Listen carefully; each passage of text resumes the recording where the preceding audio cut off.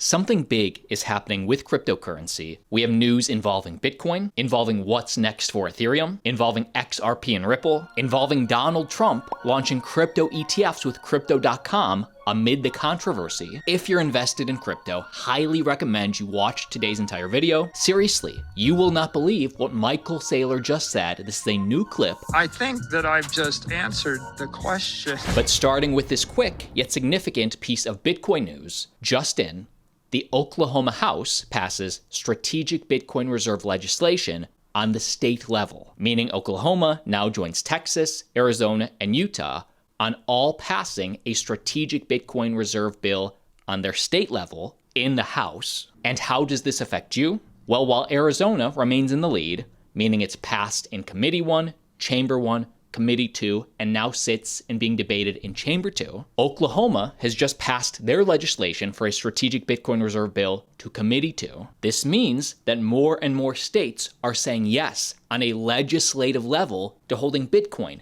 and buying Bitcoin for their state-level treasuries. Let's keep tabs on this. Also just announced, Trump Media to launch crypto ETFs on Crypto.com amid CRO, their token, controversy. So here was a confirmation tweet put out by Chris, who is CEO of Crypto.com, saying, where decisions shaping the future are made, an honor of a lifetime. And it's basically just pictures of him in the White House meeting with the president. And the news today is this. Crypto.com has announced a strategic partnership with Trump Media and Technology Group and Yorkville, America, to roll out a suite of ETFs. And what will be in them? Well, these products will feature a crypto-heavy ETF basket, including Bitcoin, Crypto.com's native Kronos token, and other digital currencies. So people holding Bitcoin were happy, people holding Crypto.com's token CRO were happy. And Crypto.com will also provide back-end technology and custodial services through its U.S. trust company as part of the deal. A collaboration to this degree, to me, really just shows that the Trump administration is not just interested in promoting the adoption of Bitcoin. They're also focused on altcoins. And while this will mark the world's first ever ETF with CRO token, some CRO holders are still voicing their concerns. They're unhappy with crypto sleuth ZachXBT stating, CRO is no different from a scam. Your team just reissued 70 billion CRO a week ago that was previously burned forever in 2021, 70% total supply, and went against the community wishes as you control the majority of the supply. Unsure why Truth Social would choose a partnership with your exchange over Coinbase, Kraken, Gemini, etc., after this move by your team. And I guess Crypto.com would counter and say, we put it up to a vote. The community voted to reissue these 70 billion CRO tokens.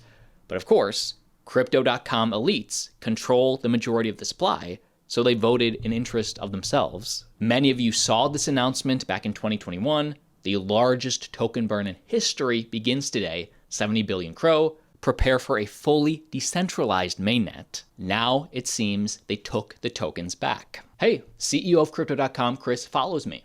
I'm going to follow him back. And Chris, if somebody shows this to you, I would love to have you on the channel for a fair and open conversation on everything involving Crypto.com. We'd go over the good stuff, we'd go over the quote-unquote controversy, and let's set the record straight. If you're interested, I'd love to have you on. And big news for Ripple XRP from Ripple's chief legal officer, the final crossing of the T's and dotting of the I's, and what should be my last update on SEC versus Ripple ever. And some of this we did report to you the beginnings of this last week. Last week, the SEC agreed to drop its appeal without conditions.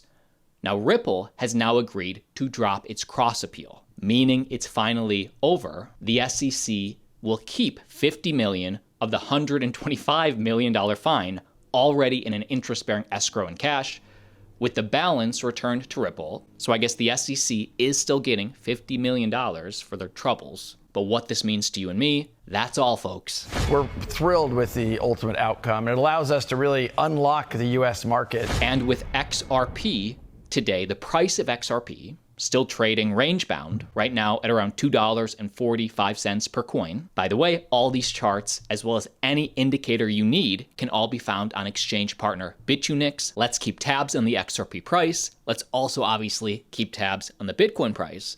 And something that we've talked about on this channel a lot is that in about a week, April 2nd, Trump global reciprocal tariffs go into place. More tariffs are bad for crypto, price go down with more tariffs, or price go up with less tariffs. We're all just waiting for April 2nd to see how bad or good this is going to be, which is why I want to bring you this clip from Trump. I may give a lot of countries breaks, but it's reciprocal. But we might be even nicer than that. This is so vital to understand. Well, I may give a lot of countries breaks, but it's reciprocal, but we might be even nicer than that. You know, we've been very nice to a lot of countries for a long time, but I call it Liberation Day. April 2nd is Liberation Day. But today, as you know, we did something with respect to Venezuela. You heard about that, and that will be quite important. We'll be announcing some additional tariffs over the next few days, having to do with automobiles, cars, and having also to do a little bit with lumber down the road. So the reason I share this with you is just understand is if Trump sort of dials back what the market is expecting by April 2nd, or just really the first week of April, expect good things for price. Or if he goes hard, expect bad things for price. We'll keep it simple today, but just something to keep on the radar. And what's next for Ethereum? Because we now see what just happened with Ethereum. ETH just had its worst Q1 in history, meaning all 3 months have been in the red. Does that mean that Q2 should be the best for Ethereum in history? Well, we are seeing, based on the metrics, that the stablecoin supply on Ethereum has just reached an all-time high of $132.4 billion of stablecoins, meaning money on the sidelines. When these investors do eventually decide to deploy that capital, if they're already in stablecoins, I would expect that would go directly back into ETH or altcoins or crypto. And this is interesting. The supply of Ethereum on centralized exchanges just hit a 9-year low, meaning investors are moving their Ethereum into cold storage. Remember what happened to BTC in January when exchange supply dried up. And this is interesting to me is because usually when you see coins leave exchanges, that means investors aren't interested in selling. They're interested in holding in cold storage. So this does make sense. But typically, eventually, that has to lead to price going up because when demand finally does come back, all the supply is not up for sale. It's off exchanges, pushing price up the minute there's demand. Again, let's keep tabs on this. And in lower cap altcoin news, Star Heroes just integrated with Superverse. Just as a reminder, Star Heroes is the #1 multiplayer esports space shooter game with a $1.6 million decentralized esports league. So they're big in esports. We obviously know Superverse, one of the blue chip gaming altcoins.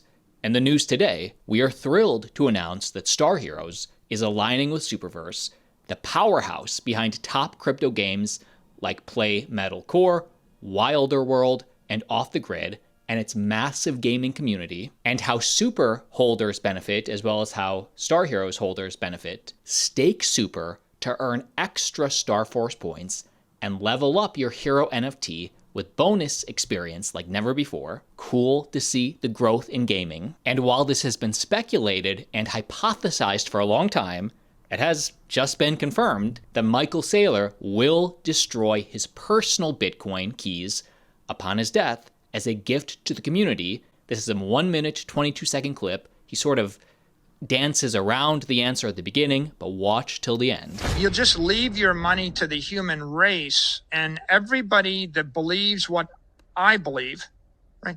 I believe in Satoshi and his vision, sovereignty, property rights, freedom, economic empowerment, economic immortality. I believe nobody should be able to steal your money. I believe you should get to keep it.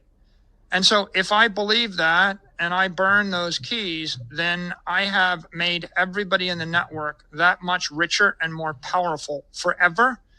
And they have the option to do the same, or maybe they'll use that power for good in a way that they deem to be appropriate. And you're like, well, who'd you give the most power to? I gave the most power to the person that believed the most what I believe. right? I mean, everybody has the choice to join the network with $1, $100, $1 million, $1 billion, or $1 trillion, right? So everybody gets to join, and we're all in it together from now to eternity. So yeah, that's my legacy. I guess that begs the question, would you ever burn all your Bitcoin? I think that I've just answered the question in the most responsible way that anybody would ever answer the question. Altcoin Daily is under 3,000 subscribers away from hitting 1.6 million subscribers. This is completely free. It costs you nothing. Click subscribe to join this army and make money in crypto this year. Like all, we see you tomorrow.